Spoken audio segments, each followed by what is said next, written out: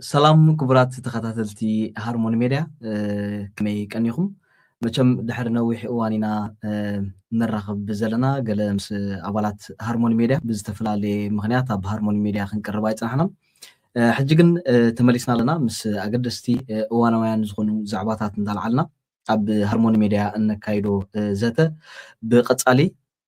كنتغبرو مخنا كحبركم دسبلني مالتي لما عنتي مس كبور غازيتنيا محاري ابراهام ينا حبيرنا كنماسي ناي لما عنتي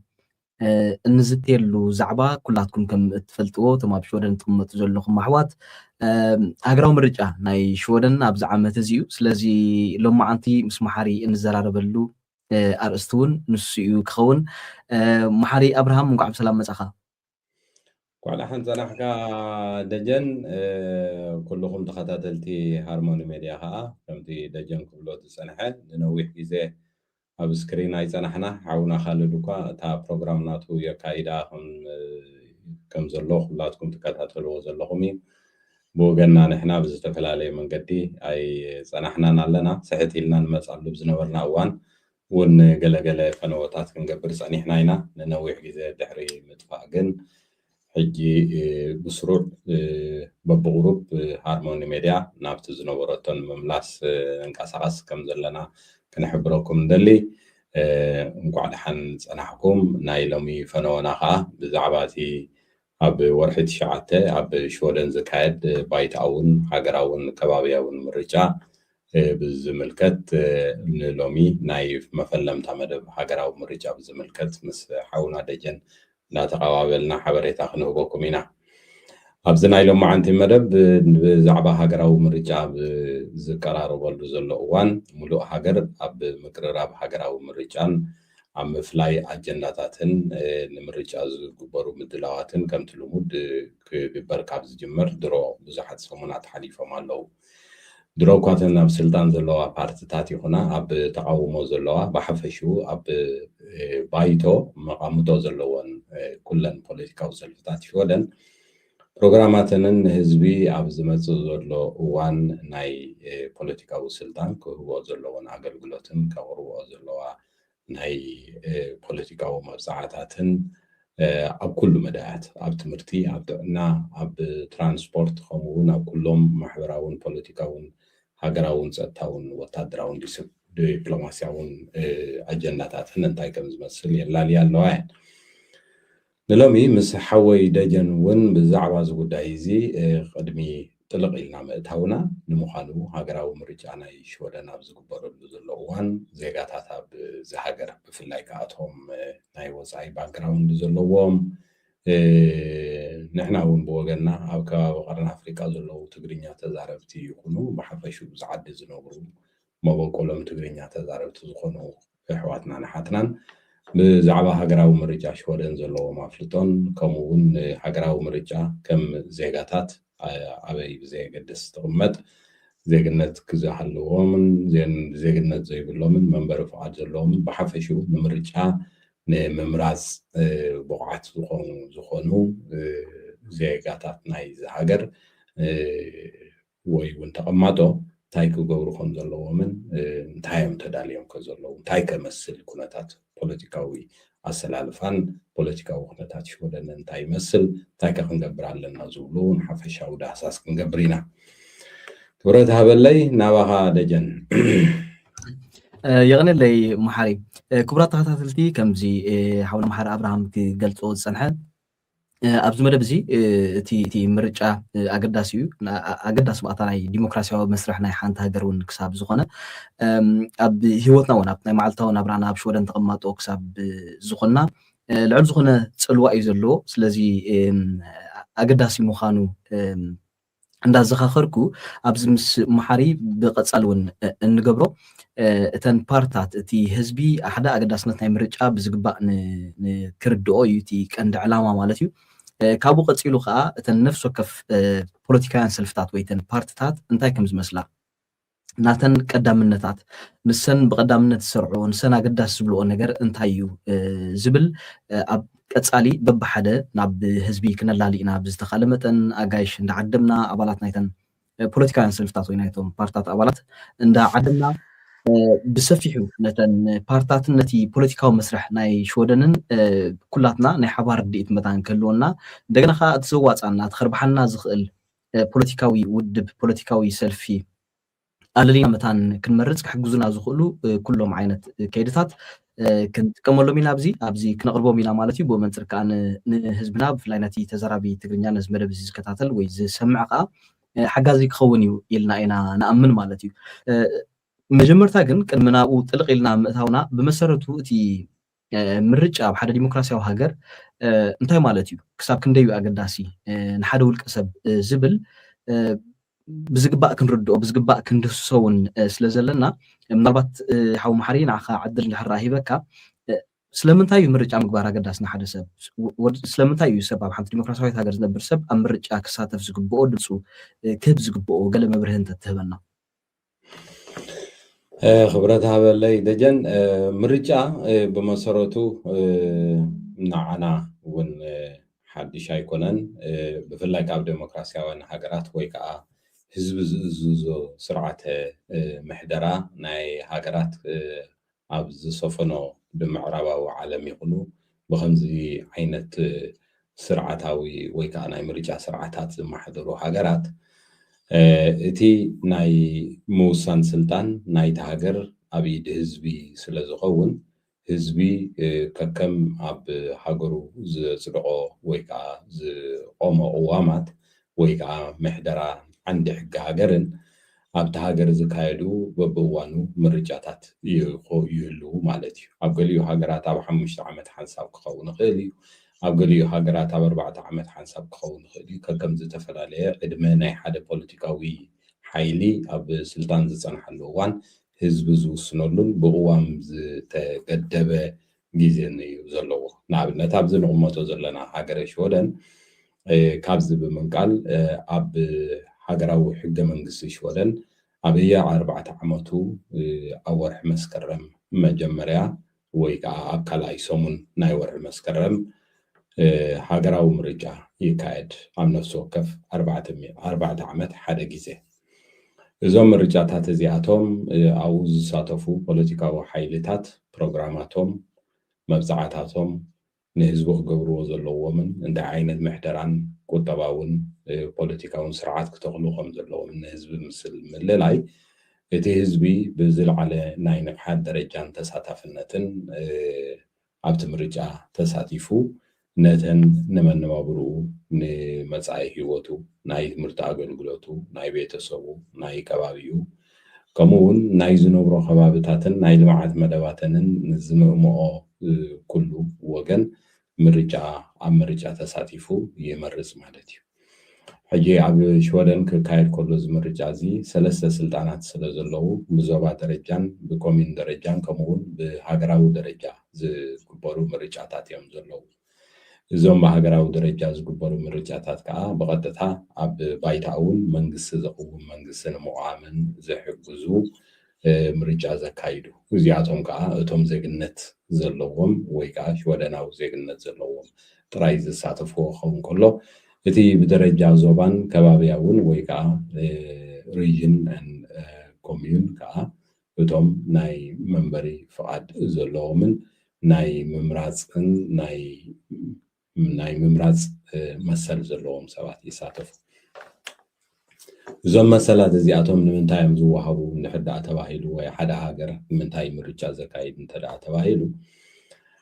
ሓደ ዴሞክራሲያዊ ሃገር ኣብቲ ሃገር ዝትከሉ መራሕቲ ብመሰረቱ ኣገልገልቲ ህዝቢ ስጋብ ዝኾነ እዋን ህዝቢ ኣገልገልቱ መን ክኾኑ ከም ዘለዎም ብኩሉ ሚዛን ዘቐመጠን ብናይ ህዝቢ ሓላፍነት ኣብ ስልጣን ዝመፁ እዮም። ብኣጠቃላሊ ኣዘራርባ እቲ ስልጣን ምንጪ ህዝቢ ዝኾነሉ ስርዓታት ክኸውን ከሎ ከምዞም ኣብ ሽወደን ይኹን ኣብ ካልእ ምዕራባውያን ሃገራት እንሪኦም ሃገራዊ ምርጫታት ይካየዱ ማለት እዮም። ድሮ ኣብ ኣፍሪካ ብዙሓት ሃገራት ብከምዚ ዓይነት መስርሕ ምርጫ ገሊአን ኣብ ልምምድ ገሊአን ከዓ ብቐፃሊ ዘካይዳን ኣብ ገሊኡ ናይ ኣፍሪካ ሃገራት እውን ከም ሓደ ልክዕ ከም ምዕራባዊ ሃገር ዴሞክራሲያዊ ምርጫታትን ሰላማዊ ናይ ስልጣን ምርኽኻብን ዝግበረለን ናይ ኣፍሪካ ሃገራት ሒደት እውን ኣይኮናን። በዚ መሰረት እዚ ካዩ ምርጫ ዝግበረለን ሃገራት ዴሞክራሲያውያንን ግልጽነት ኣሎ ሃገራዊ ባጀት ይፍለጥ መን እንታይ ይሰርሕ ዝፍለጥ ህዝቢ ሓጋግን ፈጻምን ፈራድን ኣካል ዳለልዩ ዝፈልጠሉ ኩነታት ይፍጠር ማለት እዩ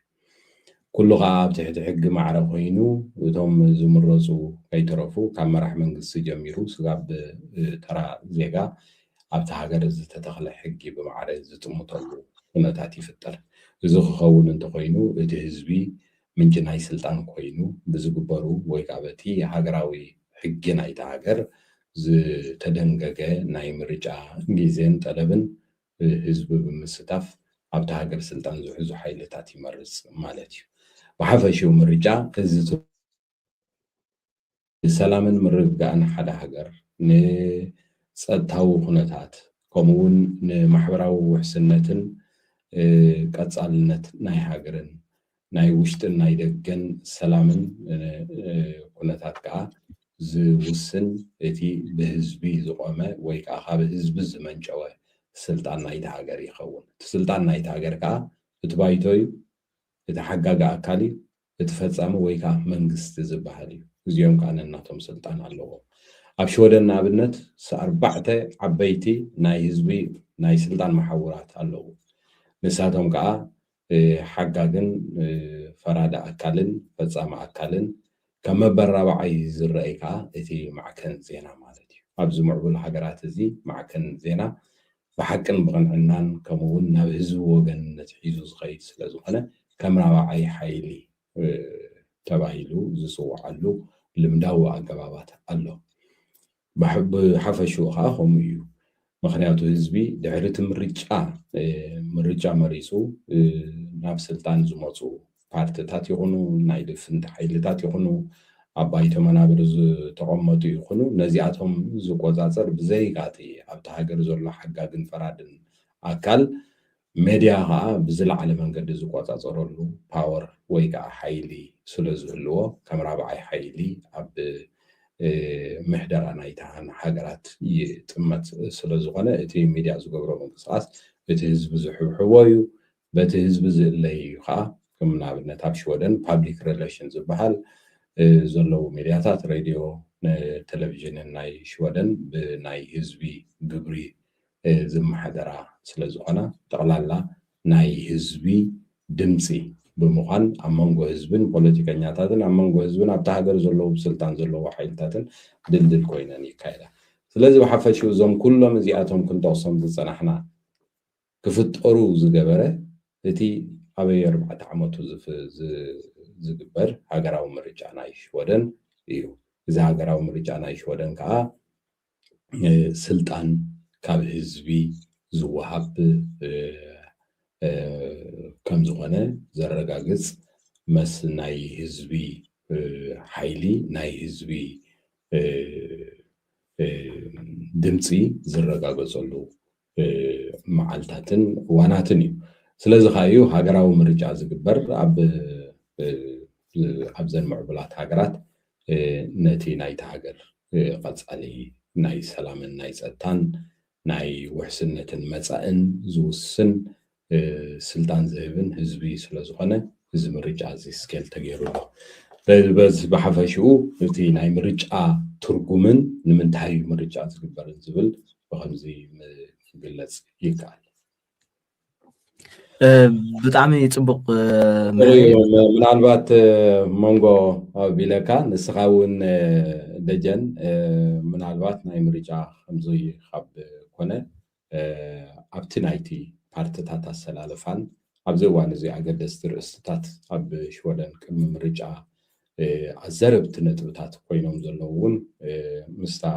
ቀሪብካ ዘለካ እንተዳ ተማሊእካየን እዚአን ነጥብታት እዚኣተን ፅቡቅ ነይሩ حراي محري مجمرتا طبقي خاغليس كاي ودي خلي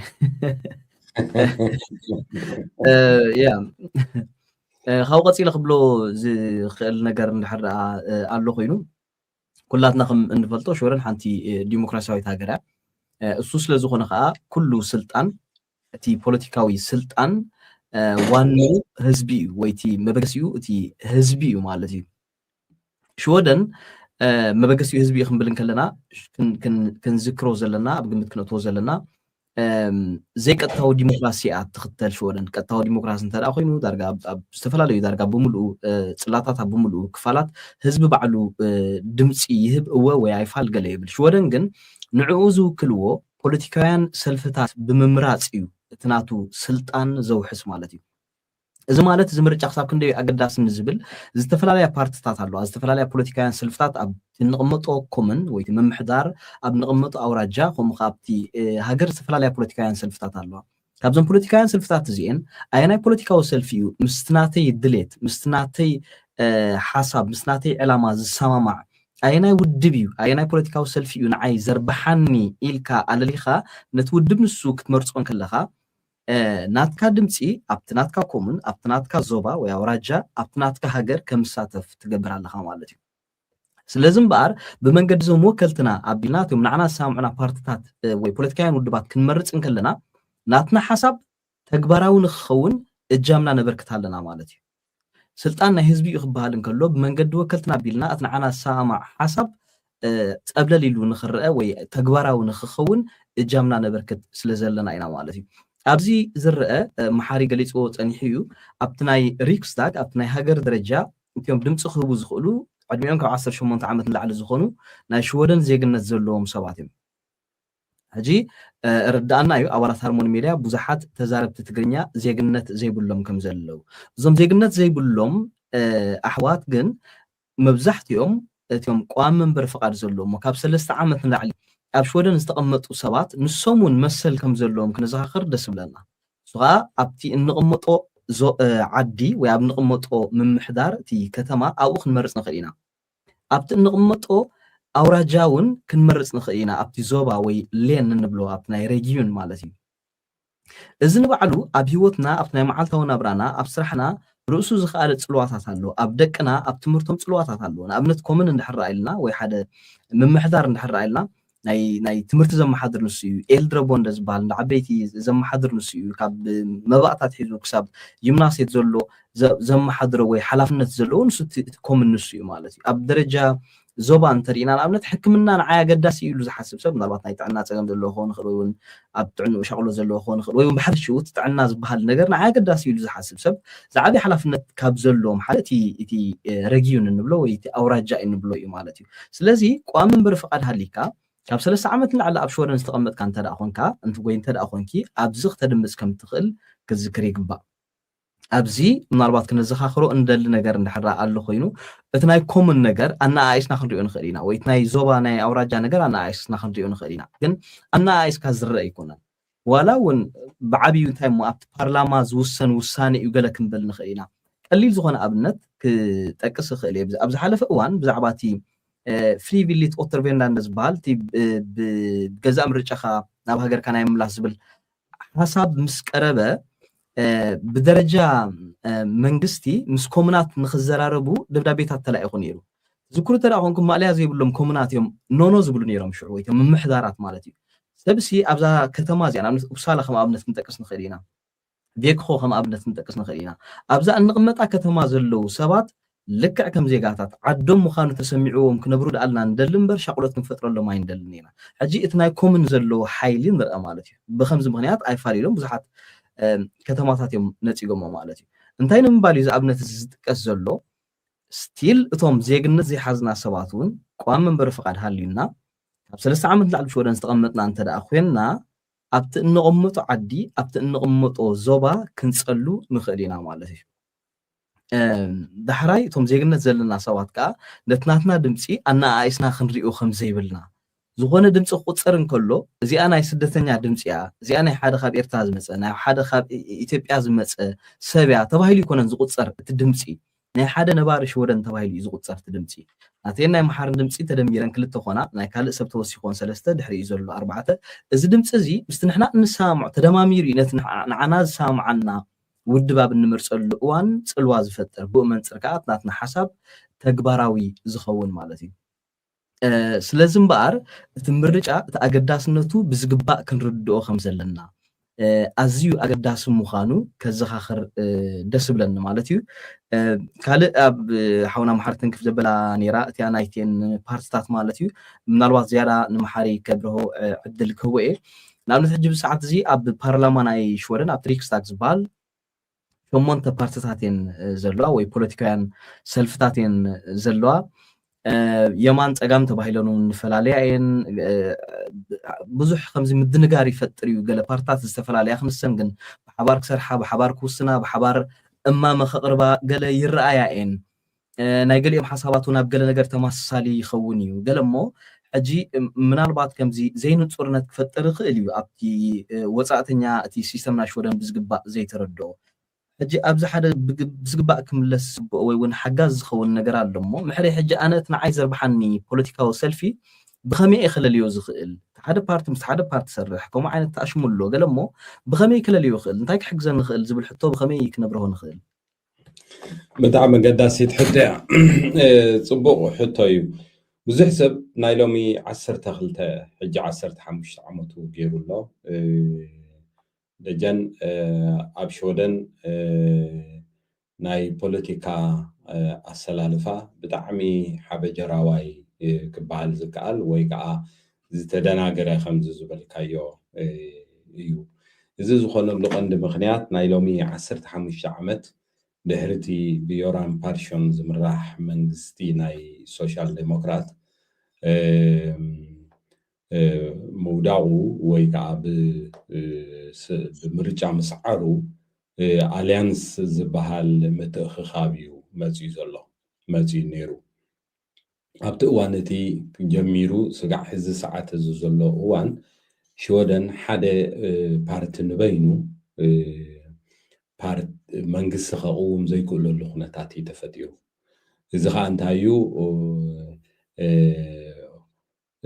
ኦቨርግሬንስ ሳማርቤተ ዝበሃል ወይ ከዓ ካብ ክሊ ዶባትካ ወፂኻ ምስ ካልኦት ፓርቲታት ምትሕብባር ማለት እዩ ኣብዚ ብዙሕ ነገራት ኮምፕሮማይዝ ይገብሩ እዮም እቶም ሰልፍታት ምስቲ ሓደ ክሰርሑ ተኮይኖም ሓደ ነገር ከመሓይሹ ኣለዎም ሓደ ነገር ክገብሩ ወይ ሓደ ነገር ክጥምዝዙ ኣለዎም ስለዚ ከዓ እዩ ምድንጋር ናይ ንፁርነት ዝበሃል ኣብተን ፓርቲታት ተፈጢሩ ዘሎ ኣብዚ እዋን እዚ ብፍላይ እዚ ናይ ልፍንቲ ኣቃውማ ኣብ ሽወደን ምስ መፀ ዓይነይቲ ፓርቲ ክትመርፅ ከም ዘለካ ዳርጋ ኣዝዩ ፅብብ ዝበለ ንሰብ እውን ኣዝዩ ኣደናጋሪ ኮይኑ ኣብነት ክንወስድ ኣነ ናይ ሶሻል ዴሞክራት ምርጫ ክመርፅ እንተኮይነ ሶሻል ዴሞክራት ምስ ካልኦት ከም ዝሰርሑ ይፈልጥ እየ ንኣብነት ኣነ ሶሻል ዴሞክራት ዝደሊ እንተኮይነ ንሚልዮ ፓርቲየት ወይ ከዓ ንሓምላይ ሰልፊ ኣይደልዮም ክኸውን ይኽእል እየ ግን ካብ ኣብ ኣሰላልፋን ልፍንታዊ ኣካባቡና ናይ ፖለቲካ ናይ ሽወደን ግን ሶሻል ዴሞክራት ተገዲዱ ኣሎ ምስ ሓምላይ ፓርቲ ክሰርሕ እዚ ሕጂ ንሓደ መራፂ ኣዝዩ ዘደናግሮ ኩነታት ተፈጢሩ ድሓር ግን ናይ ሎሚ 8 ዓመት ኣቢሉ ይኸውን ወይ እውን ዝሓለፈ ምርጫን ምውዳቕ መንግስቲ ወይ ከዓ ናይ ፖለቲካ ቅልውላው ኣብ ዝነበረሉ እዋን ዝክሮ ኢኻ ደጀን ሃርሞኒ ኣብ ዝጀመርናሉ እዋን ኣብ ሽወደን መንግስቲ ኣይነበረን ናይ ሓደራ መንግስቲ እዩ ነይሩ ኣብቲ እዋን እቲ ግን ራን ይኸውን ነይሩ እቲ ሃገር ንፁር እውን ኣይነበረን ሕጂ እቲ ሰብ ቀንዲ ዝደናገረሉ ኩነታት እንዳተፈጠረ ምስ ከደ ኣብዚ ዝሓለፈ ምርጫ ሓደ ንፁር ዝኾነ ነገራት እንዳመፀ ኸይዱ ንኣብነት እዞም ሕጂ ብስልጣን ዘለዉ ስባሬ ዴሞክራተርናን ሞደራትን ከምኡውን ሊበራልን ክሪስ ዴሞክራተርናን ናይ ሓባር ዘግብሮም ነገራት እንታይ እዩ ዝብሉ ሕቶታት ኣምፅኦም ማለት እዩ ንኣብነት ናይ ኢሚግሬሽን ሕቶ ንዓን ዘቀራርበና እዩ ዋላ ሓባራዊ እኳ መርገፂና እዩ ዘይበሉ የቀራርበና እዩ ዝብሉ ናይ ኢንቴግሬሽን ሕቶ ዘቀራርበና እዩ ስለ ዝበሉ ከም ሓደ ጭርሖ ናይ ምርጫ ገይሮም ኣምፅኦም ማለት እዩ እዚ ሕጂ ኣብቲ ኣልያንስ እንዳተፈጠረ ብዙሕ ዝፈላለዮም ጉዳያት ኣለዉ ሕጂ ንኣብነት ኣብዚ መንግስቲ ሕጂ ቆይሞም 4 ዓመት ነዚ ዓዲ ክመርሑና ዝፀንሑ ልፍንቲ ካብቶም ኣብ ትልፍንቲ ኣባላት ዘለዉ ንኣብነት ሊበራል ፓርቲ ቀጥታ ምስ ሶሻል ዴሞክራት ዝሰማማዕ ብዙሕ ነገራት ኣሎ ንኣብነት ኣብ ናይ ትምህርቲ ጉዳይ ሕጂ ኣብኡ ርኢኻ ኣብ ሓደ ሓደ እዋን ንሶሻል ዴሞክራት ፌቨር ወይ ከዓ ተባሂሉ የድምፁ ማለት እዩ ሕጂ ብዚ ከምዚ ኩነታት ክኸውን ከሎ ደኣ እሞ እቲ ዝመርፅ ዘሎ ሰብ ንመን መሪፁ ንመን ክገድፍ ኣለዎ ዝብል ሕቶታት ስጋብ ሕጂ በዳሂ እዩ ዘሎ ቀደም እንታይ ነይሩ ኣብ ሽወደን ንኣብነት ከም ባህሊ ናይ ፖለቲካ ባህሊ ሞደራተርናን ሶሻል ዴሞክራትን ዝበሃል እዩ ነይሩ እዚአን ክልተ ፖለቲከኛ ነይሩ ሕጂ እዚ ናይ ብርጅዋ እዚ ከዓ ናይ ሸቃሎ ተባሂሉ እውን ይፈላለይ ነይሩ ሕጂ ሲ ፍሉጥ እዩ ነይሩ እቶም ሸቃሎ እንታይ ክገብሩ ከም ዘለዎም እቶም ማእከላይ መነባብሮ ወይ ከዓ ማለት ኩሉ ማእከላይ ብርጅዋታት እቶም ብርጅዋታት እንታይ ክገብሩ ከም ዘለዎም ፍሉጥ እዩ ነይሩ እቲ እዋን ሕጂ ግን ዳርጋ ኩሉ ተዳባሊቑ እዩ ናብ ክልተ ጫፋት ዝተፀግዐ ኣሎ ናብ ፀጋም ዝተፀጉዑ ሰልፍታት ኣለዉ ናብ የማን ዝተፀጉዑ ሰልፍታት ኣለዉ ማእከላይ ዝበሃሉ ሰልፍታት ኣለዉ እዞም ማእከላይ ሰልፍታት እዚኣቶም ሕጂ ነውነጀው እዮም ዝብሉ ዓመት ዓመት ማለት እዩ እዞም ማእከላይ ከምዚ ኣብ ዓድና ዝበሃል እዩ ማለት እዩ ሰብኣይ ክልተስ ነውነጀው ክብል ሞተ ዝበሃል ኣሎ ከምኡ እውን ይኾኑ እዮም ሓደ ሓደ ሕጂ ዳያታት ክኸውን እቲ ኣብ ማእከል ይኾኑ እሞ ኣብዛ ዓመት እዚ ዝቐውም መንግስቲ ብዙሕ ዘሰማምዑነት ብተለዉ ምስቲ ሓደ ኾኑ ንኣብነት ሰንተር ፓርቲ የትረኣዮም ኣብዞም ዝሓለፉ 8 ዓመታት ዝነበረ እዋን ምስ ኣልያንስ ምስዞም ሕጂ መብዛሕቶም ኣብ ስልጣን ዘለዉ ብሓባር ኮይኖም ዝሰርሑ ነይሮም ሰንተር ፓርቲ ኣብዚ እዋን እዚ ግን ሰንተር ፓርቲት ካብኣቶም ወፂኦም ኣብ ማእከል ኮይኖም ናይ ክልቲኦም ጆከር ኮይኖም ግን ከዓ ቀሊል ዘይኮነ ተራ እዩ ዘለዎም ከዓ ቦሪ መስተረ ሮል ይበሃል ኣብዚ ዓዲ ናይ ከንቲባነት ብልጫ እዩ ዘለዎ ምክንያቱ ናብዚ ሓደ ክብል ከለዉ ናብቲ ሓደ የብሉ ማለት እዩ ስለዚ ከምዚኦም ዝኣመሳሰሉ ነገራት ግን ሓደ ንምርጫ ዝዳሎ ዘሎ ካብ ሕጂ እናሓሰብና ንኸይድ ስለ ዘለና እንታይ ይሓይሽ ንኣብነት ኣነ ኣብ ዝሓለፈ ምርጫ ዝርአን ዝነበርኩ ክልተ ወይ ሰለስተ ዓበይቲ ጉዳያት ነይረን ንሰን ከዓ እንታየን ብዛዕባ ቁጠባዊ ኩነታት ኦፍ ኮርስ ኩሉ ሰብ ቁጠባዊ ኩነታት ዝርኢ ልዕሊ ኩሉ ግን ንዓይ ዘገድሰኒ ግን ኣብቲ መዓልታዊ ሂወተይ ዘገድሶኒ መሰረታውያን ነገራት ናይ ኤሌክትሪክን ናይ በንዚንን ክኾና ክእል እዚአን ጉዳያት እዚኣተን ንኣብነት ብቐጥታ ንመነባብሮይ መዓልታዊ ኣብዞም ዝመፁ ዘለዉ 4 ዓመት ክፀልዋን እየን ኢለ ዝሓስብ እንተደኣ ኮይነ ኣተኲረ ብዚአን ክጥምት ይኽእል እየ መን ምስ መፀዩ እንታይ ዓይነት ቁጠባ ዝመፅእ ንኣብነት ግብሪ መንግስቲ ናይ ግብሪ መንግስቲ ኣጉዲሉ ንካልእ ከዓ ከስራሐኒ ይኽእል እዩ ዝብል ሕጂቶም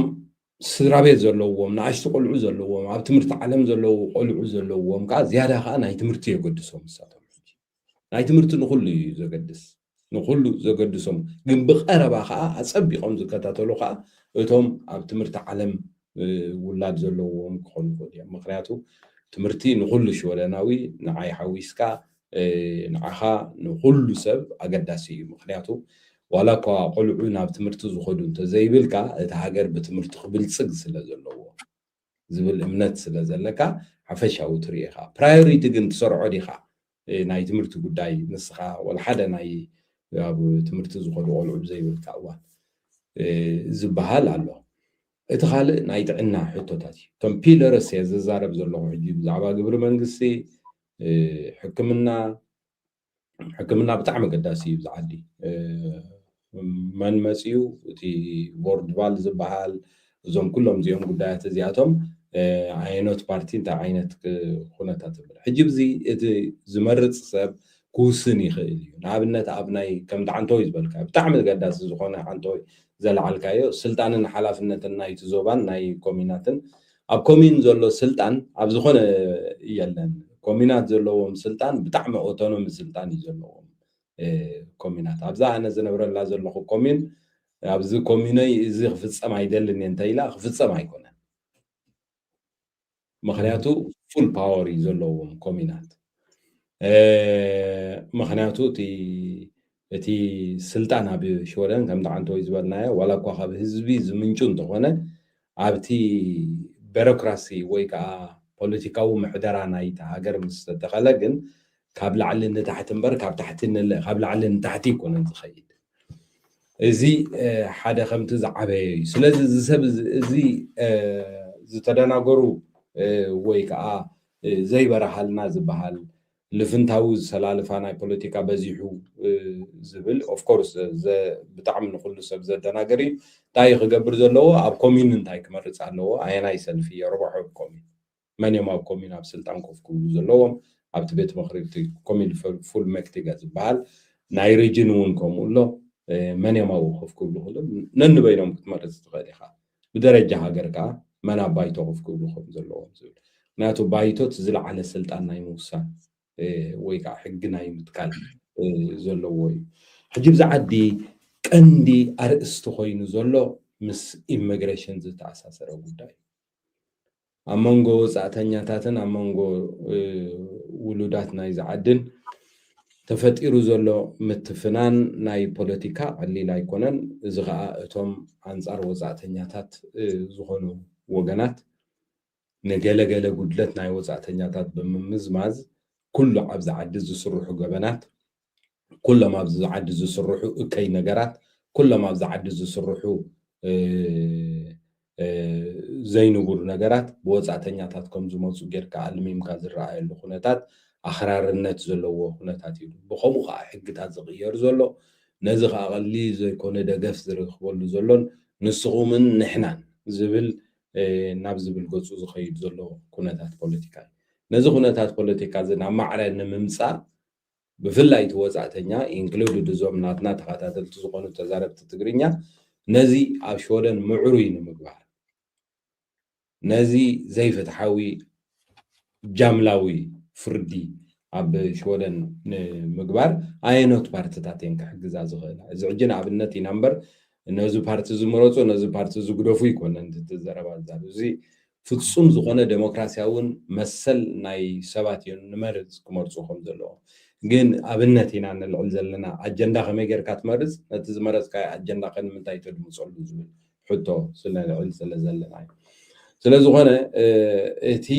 ኣብ ፖለቲካዊ ኣሰላልፋ ዘሎ ኣዝዩ ኣሸጋሪ እዩ ግን ከዓ ኣተኪርካ ተዳሊኻ እንተደኣ ጌርካ ግን እቶም ፓርቲታት ሓደ ዝኾኑሉ ኣሎ ኩሎም ዝፈላለዩሉ ነጥብታት ኣሎ ሕጂ ንዓና ረብሓና እንታይ እዩ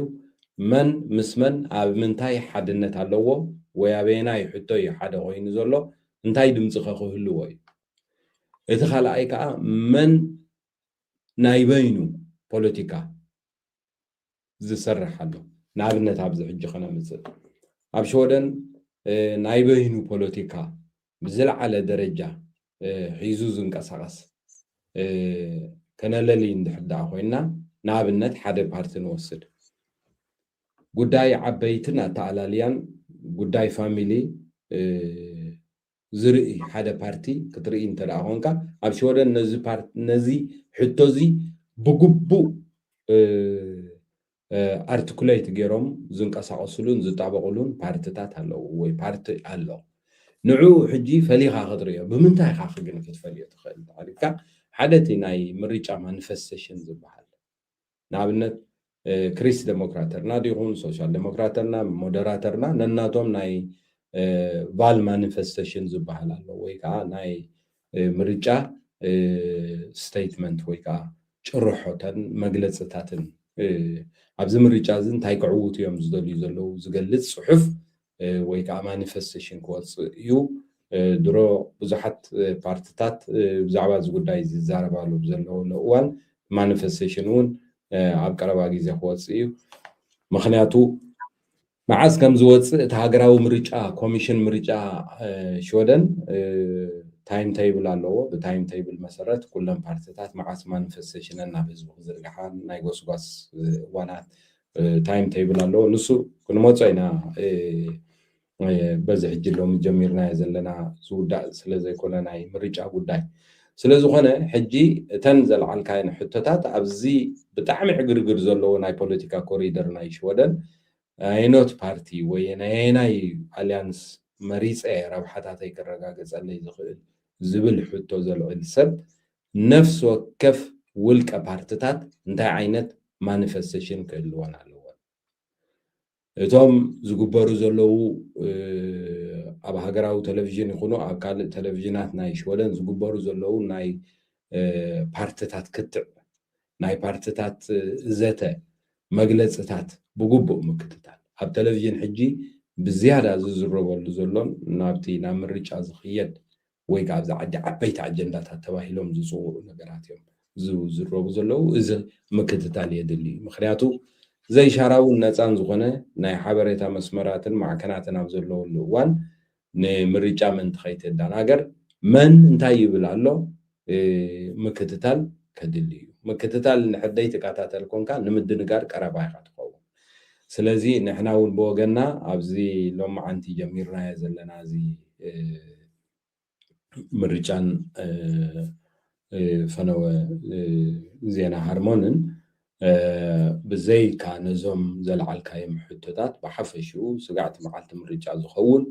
ብምርጫ ብዝምልከት ጉዳያት ዓበይቲ ኣርእስትታት ከነልዕል ኢና እዚ ጥራይ ኣይኮነን ኣብዚ ሃገራዊ ምርጫ ዝካየድ ዘሎ ብደረጃ ኮሚናት ይኹን ብደረጃ ሪጅን ከምኡ እውን ንባይቶ ሽወደን ዝተሓረዩን ዝተመረፁን ደቂ ዓድና ወይ ከዓ ቋንቋ ትግርኛ ተዛረብቲ እውን ኣለዉ እዮም ቅድሚ ሕጂ ኣብ ባይቶ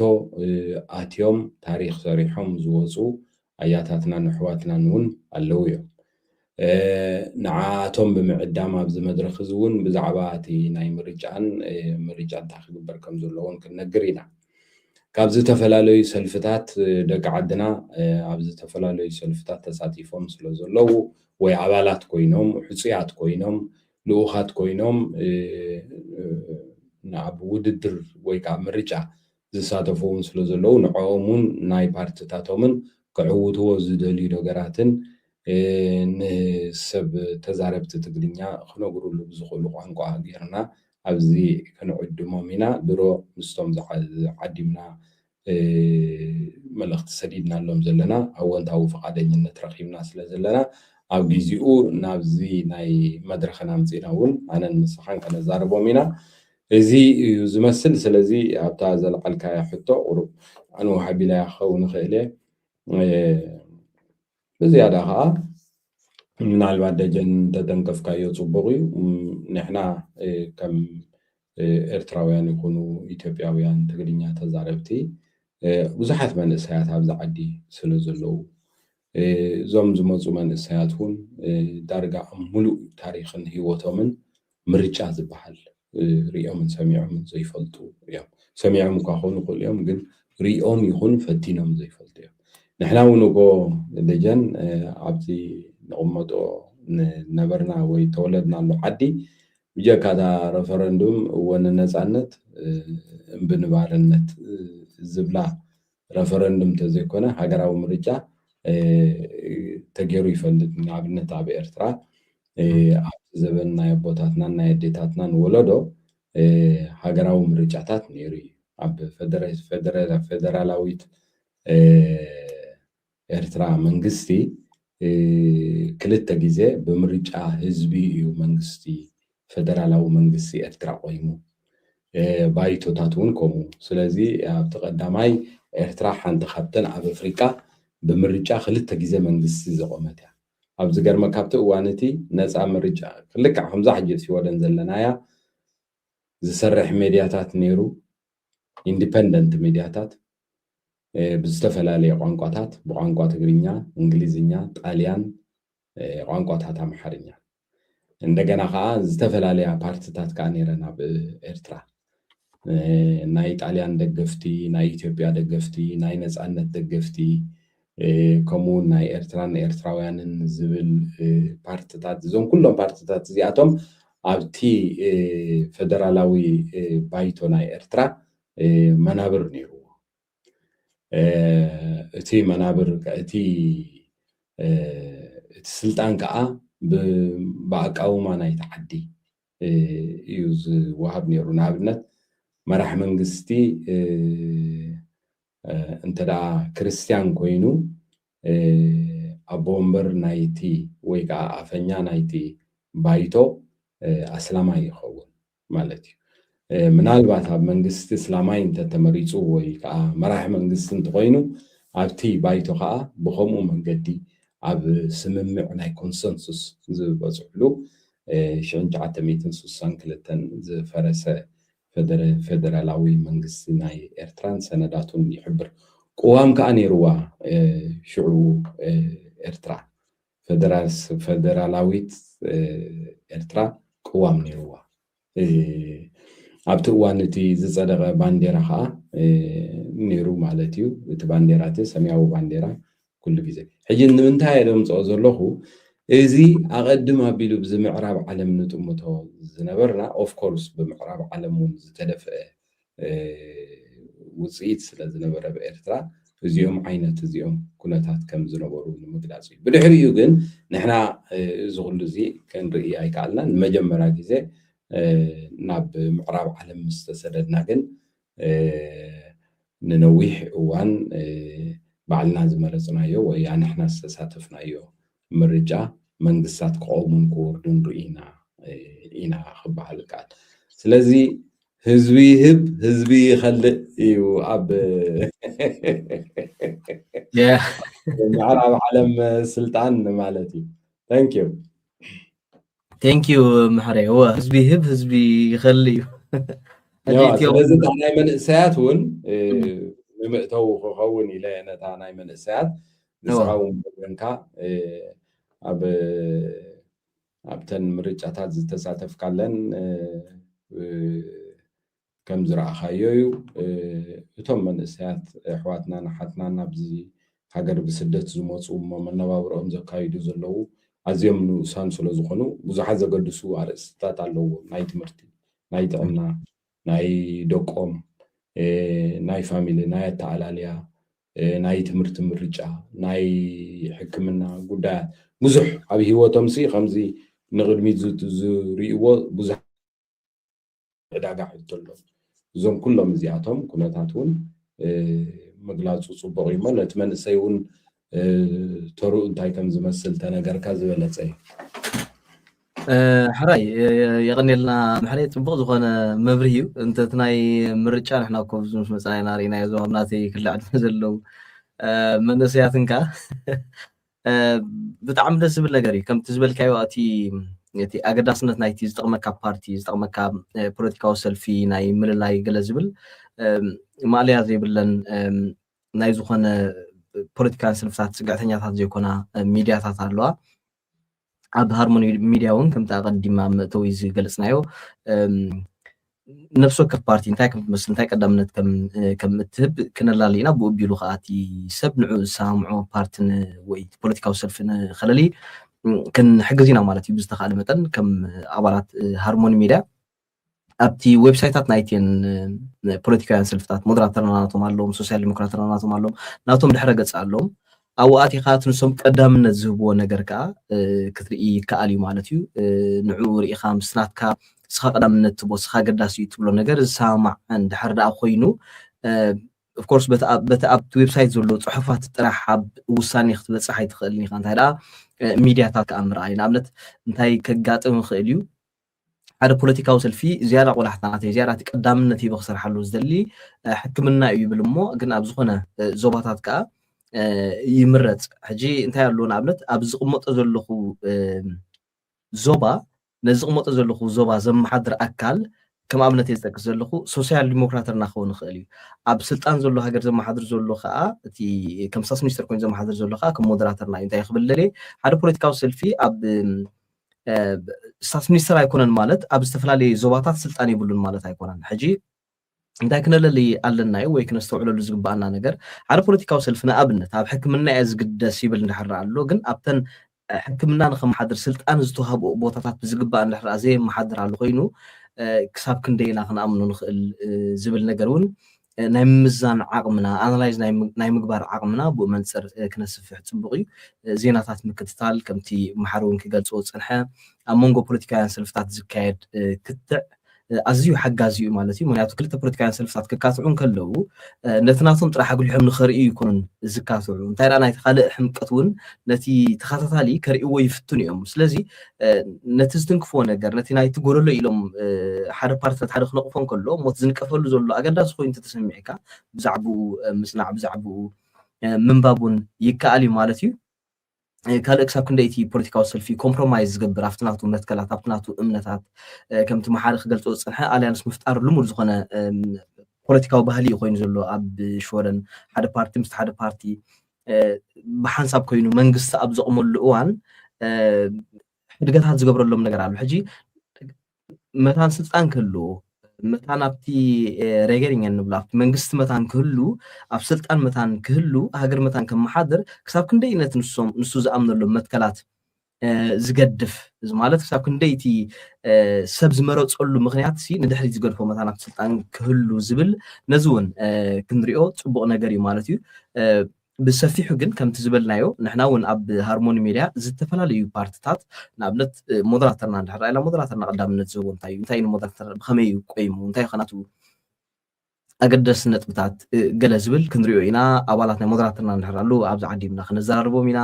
ናይ ሶሻል ዲሞክራተርና ከምኡ ናይ ብምሉእ እንተን ብፍላይ ተን ኣብቲ ኣብ ሪክስታግ ዘለዋ ፓርቲታት በብሓደ ክነላሊ ኢና ማለት እዩ ስለዚ እቲ ህዝቢ ከዓ ተዘራብ ትግርኛ ከዓ ኣየናይ ፓርቲ ሳምዖ ኣየናይ ፓርቲ እዩ ምስ ናቱ ድሌታት ዝሰማዕ ንኸለሊ ሓጋዚ ክኸውን ይኽእል እዩ ማለት እዩ በዚ ኣጋጣሚ ኣብ ዝተፈላለዩ ፖለቲካውያን ሰልፍታት እትሳተፉ ተዛረብቲ ትግርኛ ኣሕዋት ወይ ኣሓት እንተደኣ ሃሊኹም ወይ እንተደኣ ሃሊኽን ንሃርሞኒ ሚድያ ኮንታክት ክትገብሩና ኣብቲ ተቐመጥዎ ዘለኹም ቦታ እንታይ ናትኩም ቀዳምነት ስለምንታይ ፓርቲ ተፀንቢርኩም ወዘተ ዝብሉ ሕቶታት ብዛዕባ ናትኩም ፖለቲካዊ ሰልፊ ንኽተላልዩና ኣብዚ መደብ ክነዳሉ ንኽእል ኢና ማለት እዩ ናይ ሃርሞኒ ሚድያ ተኸታተልቲ ከዓ ካብቶም ፖለቲካውያን ሰልፍታት ክትፈልጥዎ እትደልዩ ነገራት ክንሓቶም እትደልይዎ ነገራት ኣፅኒዕና ክንምልሰኩም እትደልዩ ነገራት ኣብዚ ናይ ፖለቲካዊ ከይዲ ናይ ሽወረን እንድሕር ሃልዩ ኮይኑ ኣብ ናይ ኮመንት ቦታ ክፅሕፉልና ትኽእሉ ኢኹም ብዝተፈላለየ ናትና ኣብ ፌስቡክ ኮን ኣብ ካልእ ኮንታክት ክትገብሩና ትኽእሉ ኢኹም ነቲ ሕቶታት ናትኩም ተቐቢልና እኹል ዝኾነ መፅናዕቲ ኣካየድና ብዛዕባኡ ኣብዚ መፂና መብርሂ ክንህብ ካብኡ ሓሊፉ ከዓ ዝምልከቶ ኣካል ኣምፂና እቲ ዝሓተትኩሞ ሕቶ ክንምልስ ኩሉ ዝከኣለና ክንገብር ምዃንና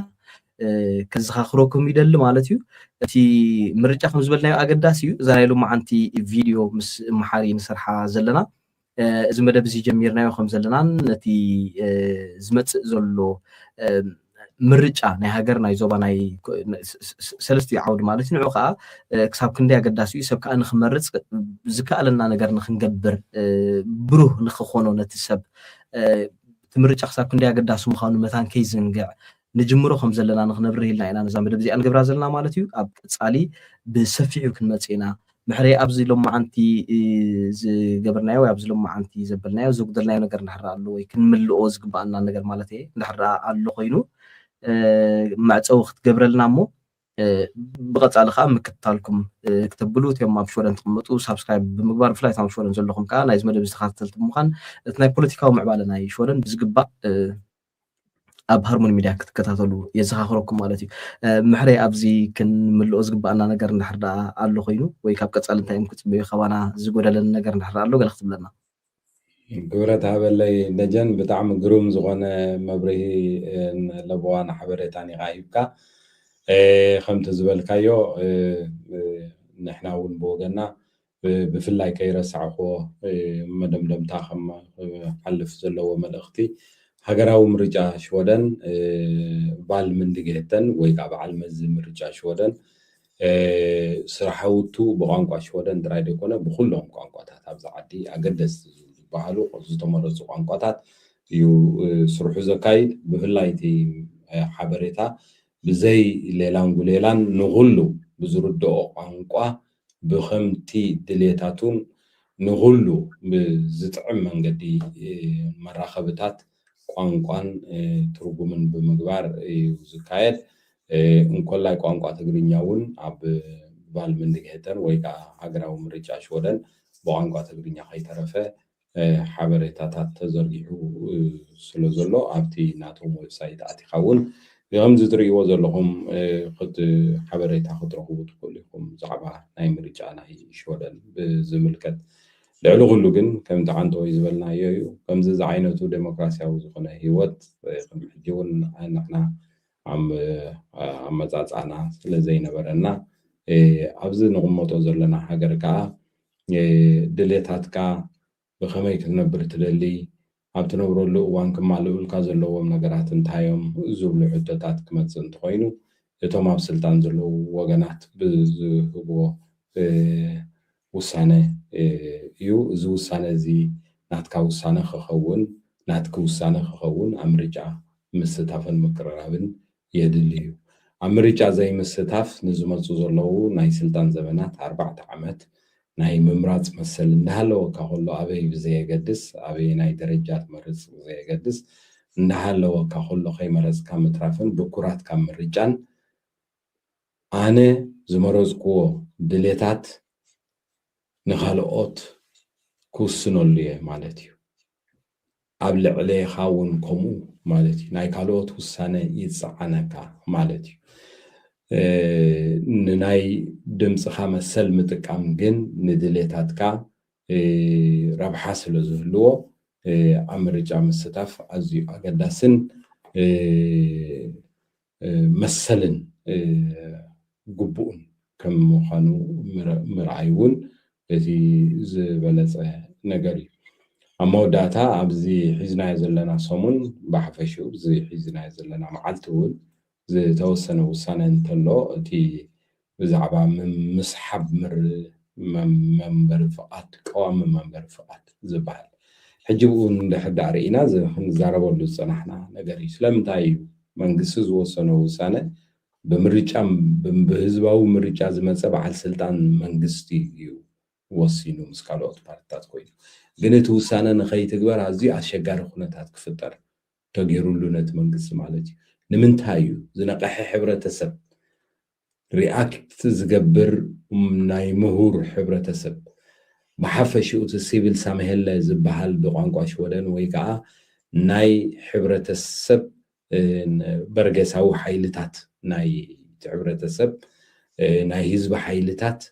ከም ቤተክርስትያናት ክኾኑ ይኽእሉ እዮም ምሁራት ክኾኑ ይኽእሉ እዮም ትካላት ክኾኑ ይኽእሉ እዮም ኣብ ዝተፈላለዩ ሞያን ዓውድታትን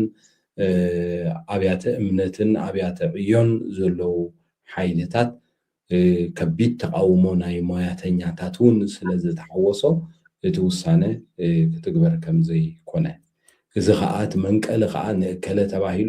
ተባሂሉ ዘይኮነስ ሽወደናውያን ወይ ከዓ ሽወደንን ሕብረተሰብ ሽወደንን ዝቆመሉን ዝልለየሉን ናይ ሰብኣዊ መሰልን ናይ ሶሊዳሪትን ናይ ደገፍን ናይ ምትዕግጋዝን ባህልን ኣፈጣጥራን ዝቃወምን ዝረግሕን እዩ ዝብል ውሳነ ስለ ዝተመሓላለፈ ጥራይ ዘይኮነስ ኣብ ዝተፈላለየ ፅፍሕታት ዘለዉ ሰብ ሞያ ዓበይቲ ምሁራትን ከበድቲ ተቃውሞ ስለ ዘልዓሉ እቲ ምስሓብ ናይ ቀዋሚ መንበሪ ፍቓድ ንግዚኡ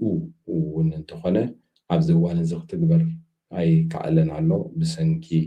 ተቃውሞ ናይ መላእ ናይቲ ዝነቐሐ ሕብረተሰብ ዝኾነ ሃገር ዝኾነ ሕብረተሰብ ምሁራት ኩሉ ዓይነት ናይ ሕብረተሰብ ሓይልታት ዘይግቡእ ነገራት ክግበር እንከሎ ብመንግስቲ ከይተረፈ ብዝመረፅናዮም ሹመኛታት ከይተረፈ ዝግበሩ ኩሎም ዓይነት ውሳነታት ናይ ፖለቲካ ናይ ምቁዋም መሰል ዘለዎ እቲ ብድምፁ ስልጣን ዝህብ ህዝቢ ክኸውን እንከሎ እዩ እሞ እዚ ፀጋታት እዚ ኣብ መዓልታዊ ሂወትና ከም ሓደ ዓብይ ህያብ ተጠቂምና ኣብቲ ዝግበሩ ምርጫታት ክንሳተፍ ግቡእ ኮይኑ ይስማዓና ብወገንና ንዝበሃል ተዘይብልካ ደጀን ዝመደብ በዚ ደው ከነብል ኢና ኣብ ዝመፅእ ዘሎ ሰሙን ግን በብሓደ እንታይ ዝመስል እቲ ምርጫ መን እዮም ከዝሳተፉ እንታይ ዓይኖት ኣጀንዳታት ተላዒሎም ኣለው ዝብሉ ኣብቲ እቶም ፓርቲታት ዝህብዎ ዘለዉ ዝኣትውዎ ዘለዉ ቃልን ሒዞሞ ዘለዉ መደባትን እንታይ ከም ዝመስል እንታይ መምሕያሻት ከተገይሩ ኣሎ ቅድሚ ምርጫ ኩሉ ግዜ ክነስተውለሉ ዘለና ቅድሚ ምርጫ ዘሎ ኣዋርሕ ብዙሓት ነገራት ለውጥታት ይግበሩ እዮም ንኣብነት ኣብ ዝመፅእ ዘሎ ካብ ዕለት 1 ኣፕሪል ጀሚሩ ብዛዕባ ናይ ገዛውቲ ገዛ ክትገዝእ ከለካ ክንደይ ክትልቃሕ ከም ዘለካ ዝተለወጠ ሕጊ ኣሎ ገዛ ምስ ገዛእካ ንገዛካ ዝኸውን መዕረይ ድዩ ካብ ባንኪ ክትልቃሕ ከለካ እንታይ ክትገብር ከም ዘለካ ልዕሊ ኩሉ ግን ሓደ ካብቲ ዝሕጉስ ነገራት ግን ኣብ ዕዳጋታት ናይ ምግቢ ዝለዓለ ዝኾነ ናይ ዋጋ ምጉዳል ክግበር እዩ እሱ ከዓ መንግስቲ እቲ 12 ናይ ቀረፅ ንመግቢ ዝኽፈል ዝነበረ ካብ 12% ናብ 6% ካብ ዕለት 1 ሚያዝያ ስለ ዝወርድ እዚ ንኩሎም ስድራ ቤታትን ብሓፈሹ ንኩሉ ህዝቢ ናይ መግቢ ምጉዳል ክረኣይ ስለ ዝኾነ እዚ ከዓ ሓደ ዓብይ እፎይታ ዝህብ እዩ ምዝ ዘሎ ክብሪ መነባብሮ ይኹን ካልኦት እቲ ካልእ ጉዳይ ምናልባት ኩሉ ሰብ ከስተውዕለሉ ዘለዎ እቲ ናይ ኤሌክትሪክ ጉዳይ እዩ ናይ ኤሌክትሪክ ጉዳይ ኣብዚ እዋን እዚ ብጣዕሚ ከቢሩሉ ዘሎ ቀንዲ መሰረታዊ ምክንያት እቲ ብኣቶሚክ ዝሰርሕ ናይ ኤሌክትሪክ ናይ ሰዓትን ጉዳይ ብምዕፃው ብንፋስ ዝሰርሕ ኢና ከነተኣታቱ ዝበሉ እቶም ዝሓለፉ መንግስቲ ዝመረፅዎ ምርጫ እዩ ነይሩ ብኡ ከዓ ብዙሕ ህዝቢ ብዝለዓለ ናይ ኤሌክትሪክ ክብሪ ዋጋ ተሸጊሩ ኣብ ዘለወሉ እዋን ኢና ዘለና ስለዚ እዞም ከምዚኣቶም እዮም ኣብ ምርጫ ክኣትዉ ዘለዉ መን እዮም እንታይ ዓይነት ኣጀንዳታት ሒዞም ዝመፁ ዘለዉ ሻርን ክራፍት ወይ ከዓ እቲ ናይ ኒውክለራዊ ፀዓት ዝበሃል ምዕፃው ኣብ ውልቂ ገዛይ እንታይ ለውጢ ከምፅእ እዩ ኢለ ክሓስብ ክኽእል ኣለኒ እቲ ሓንተወይ ኣነ እንደጀንን ንብሎ ዝነበርና ማለት እዩ ስለዝኾነ እዚኦምን ከምኡን ንኣብነት ነጥብታት ኢና ልዒልና ዘለና ንሎሚ ዘዳለናዮ መደብ ብወገነይ በዚ ደው ከብል ናባኻ ደጀን ክቡራት ተኸታተልቲ መደብ ሃርሞኒ ሚድያ ኢኹም ትከታተሉ ዘለኹም ኣብ ታሕቲ ኣብ ፅሑፍ ከም እትሪእዎ ዘለኹም ኣብዚ ናይ ፖለቲካዊ ከይዲ ናይ ሽወደን ኣብ እዋናዊ ኩነታት ናይ ሽወደን ኣተኪርኩም ዝኾነ ሕቶ ዝኾነ ርእይቶ ዝኾነ ክንደስሶ ትደልዩና ነገር እንዳሕራ ኣሎ ኮይኑ ወይ እውን ኣብ ፖለቲካዊ ውዳበታት ኣብ ፖለቲካውያን ሰልፍታት ትነጥፉ ኣካላት እንተደኣ ኣለኹም ኮንኩም ናትና ኮንታክት ፒፍተር ወይ ኢሜይል ናይ ሃርሞኒ ሚድያ ኣብ ታሕትሎ info@harmony.se ብዝብል ኢሜይል ክትውከሱና ትኽእሉ ኢኹም ማለት እዩ ኣብ ቀፃሊ ብሰፊሑ ዝዓውደ እዚ ክንቅፅሎ ኢና ፅቡቅ ጌርና ክንደህስሶ ኢና ማለት እዩ ክቡር ጋዜጠኛ መሓሪ ኣብርሃም ስለ ዝፀናሕና ግዜ ኣዝየ ዘመስግን ክቡራት ተኸታተልቲ ስለምክትታልኩም ንዓኹምን ኣዝየ መስግን ይቐነል እየ መሓሪ